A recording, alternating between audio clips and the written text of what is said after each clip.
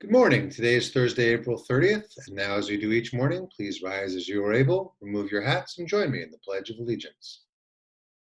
I pledge allegiance to the flag of the United States of America and to the republic for which it stands, one nation under God, indivisible, with liberty and justice for all. Thank you. Now I want to remind you that Monday we are going to be beginning Term 4, and we will be moving ahead with new content. So keep an eye out for the Term 4 guidelines, and students, please make sure to check in with your teachers to make sure that you are getting all of the announcements and engaging with learning. I'm so thankful to be part of a community like Arlington, where students, teachers, and families are so committed both to learning and to the school community. Folks have been champing at the bit to get started on creating learning communities and on activities to support our students. I can't wait to tell you more as you see that creativity and energy let loose. So stay tuned. As soon as we can, we'll send it all out to you. And now with another update on AHS Virtual Spirit Week, here's Senior Officer David Lopes to tell you how you can share what you are thankful for. Hey AHS community, how's it going? It's me again. I'm here just giving a reminder that today is Thankful Thursday for Spirit Week. So take a picture of what you're thankful for and send it in on Instagram at AHS_ponders and show everyone how awesome you are. Thanks. Thank you, David. So remember to post your info to AHS_ponders on Instagram. Thursday's poem will be The Walrus and the Carpenter by Lewis Carroll, read by English teacher Ms. Miller. Have a great day and be safe out there. Hi everyone. I wanted to make a poem of the day video. I haven't done one yet, and I've been thinking a lot about what poem I would choose for the poem of the day. And I decided on kind of an unusual one.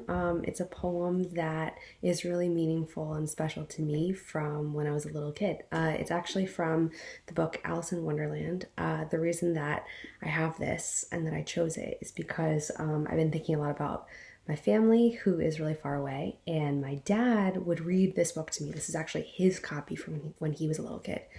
He would read this to me a lot when I was young, and one of my favorite parts was a very silly poem in the middle of Alice Through the Looking Glass that my dad has memorized, and it's called The Walrus and the Carpenter. It's kind of a long poem, so I'm just going to read the first part, which is my favorite. And again, this is just something that makes me really happy, and during this really stressful time, I think returning to silliness and stuff that, brings us joy is really important. And this is one small thing for me. So this is called The Walrus and the Carpenter. It's from Alice in Wonderland. The sun was shining on the sea, shining with all his might. He did his very best to make the billows smooth and bright. And this was odd because it was the middle of the night. The moon was shining sulkily because she thought the sun had got no business to be there after the day was done. It's very rude of him, she said, to come and spoil the fun. The sea was wet as wet could be. The sands were dry as dry. You could not see a cloud because no cloud was in the sky. No birds were flying overhead. There were no birds to fly. The walrus and the carpenter were walking close at hand. They wept like anything to see such quantities of sand. If this were only cleared away, they said, it would be grand. If 7 maids with 7 mops swept it for half a year, do you suppose, the walrus said, that they could get it clear? I doubt it, said the carpenter, and shed a bitter tear.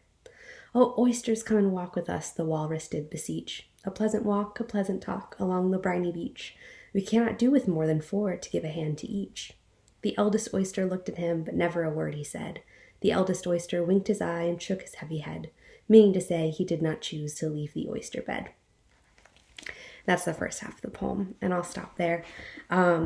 This makes me think of my dad, and it brings me a lot of happiness. So I hope that its silliness brings you a little bit of happiness today. Take care.